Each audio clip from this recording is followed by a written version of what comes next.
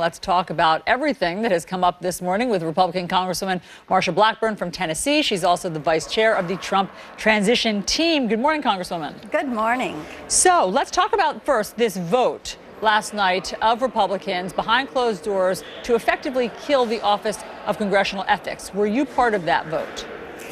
Allison, it doesn't kill the Office of Congressional Ethics. What it does is to bring it under the jurisdiction or the oversight, if you will, of the Committee on Ethics. And it provides individuals to the opportunity to have some due recourse and to know who is accusing them, which is not something that individuals have known. And members of both conferences have wanted to see this type transparency brought to the office. And so it was the will of the House conference, that was the vote, and it will go to the floor as a rules change. My hope is what you will see is more transparency. You will see individuals with the opportunity to know who is accusing them, and that we will see matters resolved in a more timely manner. And Congresswoman, did you vote for it? I did vote for it, yes. So basically it is Congress now policing itself. That is what the Committee on Ethics always has been, Allison. Well, that was an independent group. That was an This is an independent group, and that is right. That is right. And that's gone now. And anybody, no, not at all. Not at all. It is still there. It will be the Office of Complaint Review. Individuals can file a complaint, but the difference is individuals are going to have, those that are accused will have the opportunity to know who is accusing them. This is a move that is supported by individuals in each conference, Democrat and Republican. If someone is being accused of something, let somebody know who is accusing them, where the complaints are coming from. So it makes sense to do that, and then to have the oversight from the Committee on Ethics. And I'll remind you, the Committee on Ethics is a completely equal bipartisan committee. So why, I mean, since you say that it is bipartisan and you're making the compelling case that it's all on the up and up, why do it the night before Congress officially, the new Congress is sworn in, and why do it behind closed doors? This is the time that the conferences meet, and this is the time that the rules package is voted on. So it becomes a matter of scheduling and doing something that is going to be in place for the entire Congress. So it's a matter of timing, and it is the matter that the manner in which the House approaches its business. You put your rules and your process in place, and then you move forward for the organizing and convening of the 115th Congress, which we're going to do at noon today. Yes, you are. But Congresswoman, we've spoken to some Democrats this morning who felt blindsided by this. They're not happy with the vote that you all took, and basically their argument is, if it's such a great move, why not open it to debate? Why not do it during daylight? Well, this is something that has been discussed for quite a period of time. And quite frankly, Allison, it doesn't matter what the vote is. You're going to have Democrats who are unhappy with anything that is done by Republicans or in a bipartisan manner, or you're going to have them complain about making changes, whether it's to a rule or to the EPA or to the changing of Obamacare or the changing of the tax code. You're not all in lockstep. It's going to be that partisan bickering, so you just kind of expect it and you do the right thing and you move on. Okay, but what's your response to when they say, how does this drain the swamp?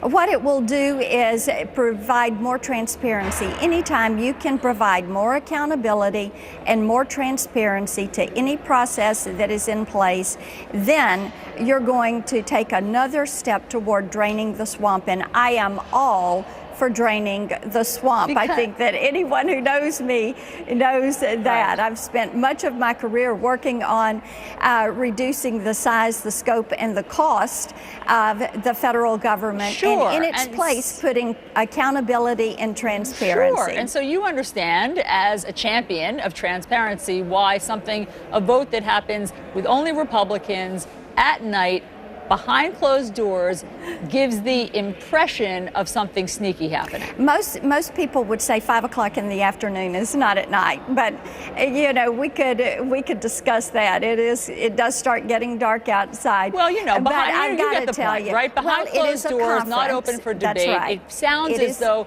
maybe something is being hidden. The Democrats have their meeting behind closed doors also, and on Wednesday, when the president comes to talk to them about how to fight against the repeal of Obamacare, they're going to do that one behind closed doors.